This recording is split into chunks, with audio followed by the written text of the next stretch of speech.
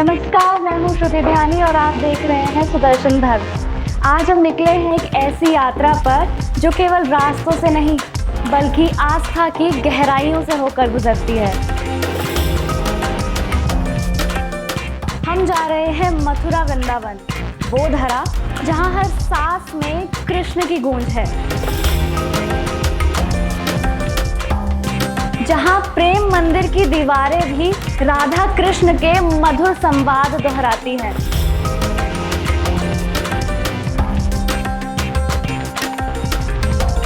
जहाँ कृष्ण केवल भगवान नहीं, सखा, मार्गदर्शक और जीवन जीने का केंद्र बन जाते हैं।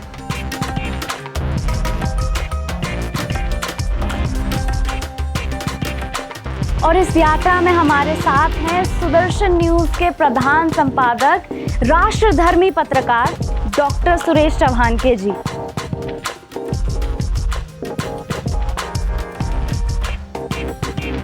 और हम जानेंगे उनसे कुछ ऐसे प्रश्न जो धर्म, आस्था और आत्मिक अनुभवों से जुड़े हैं।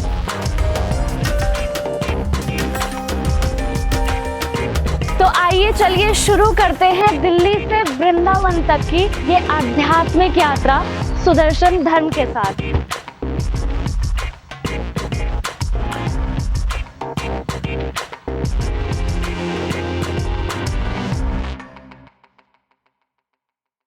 तो इस वक्त हम जा रहे हैं दिल्ली से वृंदावन और यमुना एक्सप्रेसवे पर अभी हम हैं और अब अपनी प्रश्न स्टार्ट करते हैं डॉक्टर सुरेश चव्हाणके जी के साथ।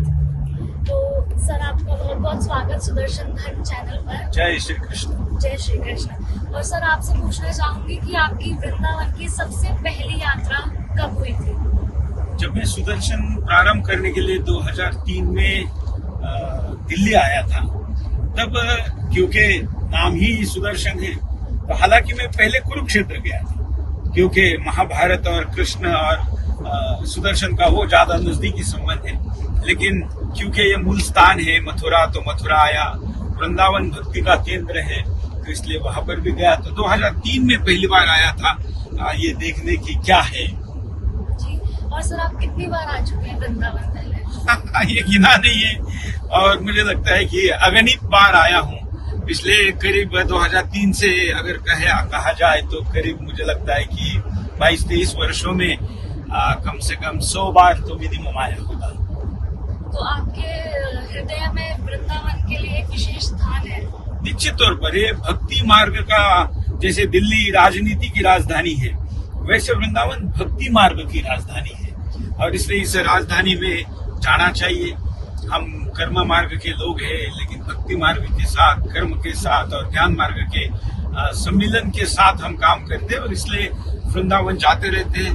क्योंकि दिल्ली में भले ही देश के लोकतंत्र का राजा रहता हो, लेकिन हम सत्ता से या राज सत्ता से कुछ मांगते नहीं है, मांगते भगवान से है, वो भी अपने लिए नहीं, इस लड़ाई के लिए। तो इसलिए यहाँ जाना तो हमारा काम बनता ही है जी। लेकिन आपने जैसे लड़ाई की बात करी और धर्म की बात करी, तो ये तीर्थ सारे और तीर्थों से कैसे अलग है? देखिए, वैसे देखा जाए तो भक्ति मार्ग में क्या हो गया कि जो लड़ाई नहीं लड़ना चाहते या जिनके स्वभाव में नहीं है, कुछ समय के लिए जिनको आवश्यकता नहीं लगी, ऐसे लोगों ने इसको बिल्कुल ही बाल रूप की कृष्ण की बात को लोगों के सामने रखा। लेकिन ये लोग भूल गए कि भगवान श्री कृष्ण बाल रूप में थे, तो बाल रूप में भी उन्होंने 1000 हाथी का बल जिसमें था, उस हाथी को यहाँ से सूंड से घुमाकर आज के लखनऊ तक का फेंक दिया था। इतनी उनकी बाल लीलाओं में भी शक्ति थी। तभी उन्होंने जो विष पिलाने आई थी उस राक्षसनी का भी वध किया था, तो बाल रूप में भी उनकी शक्ति थी। लेकिन आजकल लोग उसको केवल बांसुरी वाला कृष्ण कह रहे हैं और इसलिए वृंदावन के भक्तों से, खास करके वृंदावन वालों से मेरी ये कंप्लेंट है कि वृंदावन में खोजकर भी सुदर्शनधारी श्री कृष्ण नहीं मिलता। मैं तो जानबूझ के दुकान में जाता हूँ, कहता हूँ भाई मुझे सुदर्शनधारी कृष्ण दे दो, बोलते नहीं, यहाँ तो कोई मांगने ही नहीं आता। अब तो पहले व्यक्ति जिन्होंने ऐसा कुछ मांगा है। तो ये वृंदावन के प्रति मेरी ये धारणा है कि यहाँ पर जो भक्ति मार्ग वाले हैं उन्होंने अब शक्ति की उपासना भी करनी चाहिए, क्योंकि अगर नहीं करेंगे तो आने वाला जो काल है, जो संघर्ष का काल है, वो निश्चित तौर पर नहीं होगा। जैसे मैं कहूँ तो वृंदावन के कृष्ण को गोपालक कहा गया है, लेकिन आज का गोपालन तो कसाई से लड़ाई में है। तो भक्त अगर भक्ति मार्ग में रहेगा और कसाई से लड़ाई की शक्ति अर्जित नहीं करेगा तो फिर कैसे वो भक्ति कर पाएगा कृष्ण की। एकदम सही कह रहे हैं आप। और जैसे आपने बताया कि आप 100 से ज्यादा बार, गिनती नहीं है वृंदावन आने की, तो आपका सबसे पसंदीदा स्थान कौन सा है वृंदावन, मथुरा वृंदावन? नहीं, स्वाभाविकता मैं मथुरा जो स्थान है जन्म का और जो मस्जिद के नीचे दबाया गया है वो स्थान मेरे लिए सबसे ज्यादा महत्वपूर्ण है, क्योंकि वो जन्म स्थान है। और इसलिए भी महत्वपूर्ण है कि वो मुझे वापस लेना है।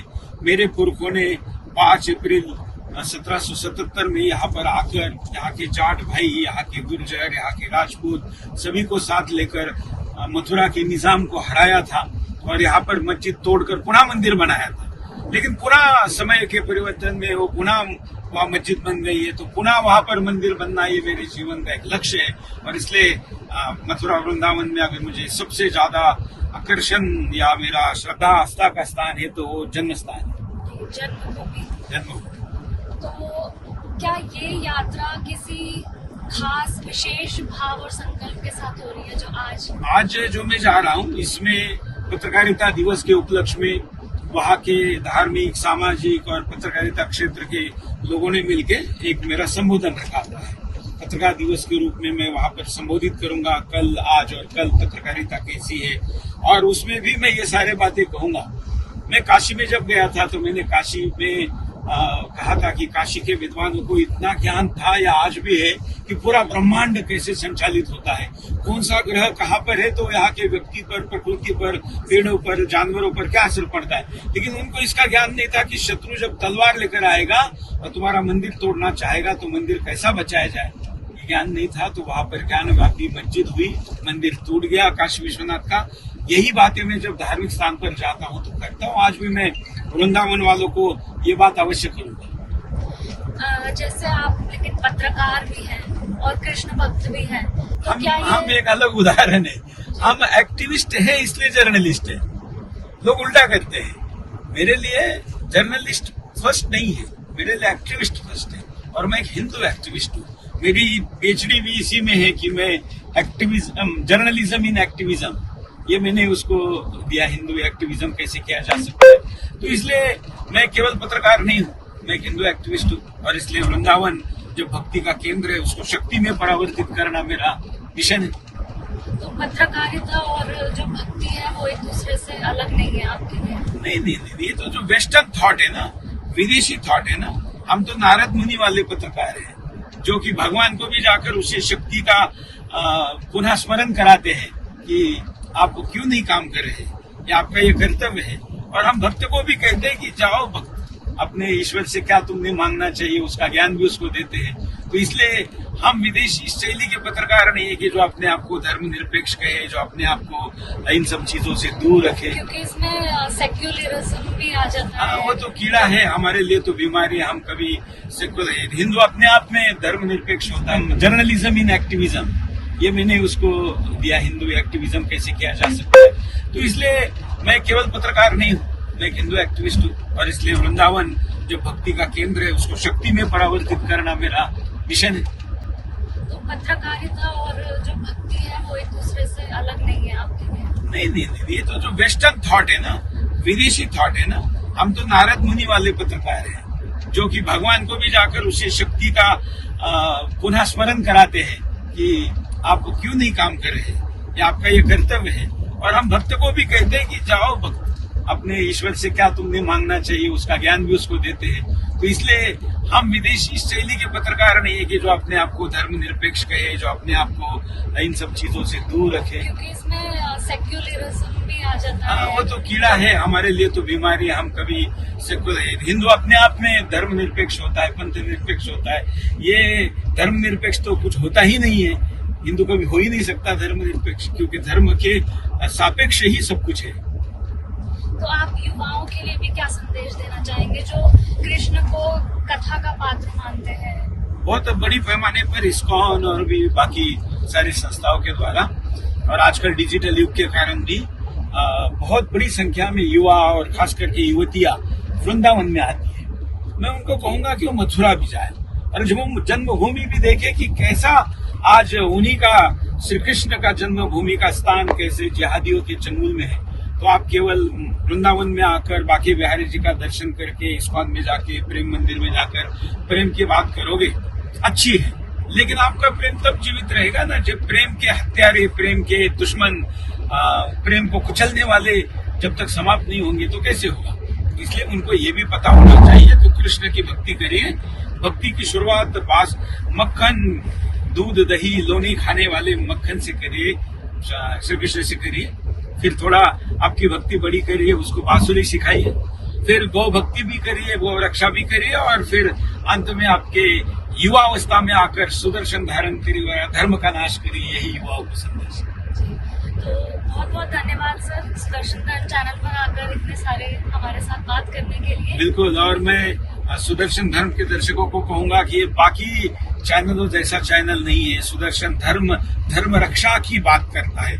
आध्यात्म धर्म दोनों मिलकर शक्ति का अर्जन करने वाला ये चैनल, इसको लाइक सब्सक्राइब अवश्य करें। तो हमने बात करी डॉक्टर सुरेश चौहान के जी से कृष्ण जन्मभूमि, सेक्युलरिज्म, गौ माता और भी कई विषय पर। तो अभी चलते हैं हमारे वृंदावन के रास्ते में और भी आपको कई चीजें दिखाती हूँ।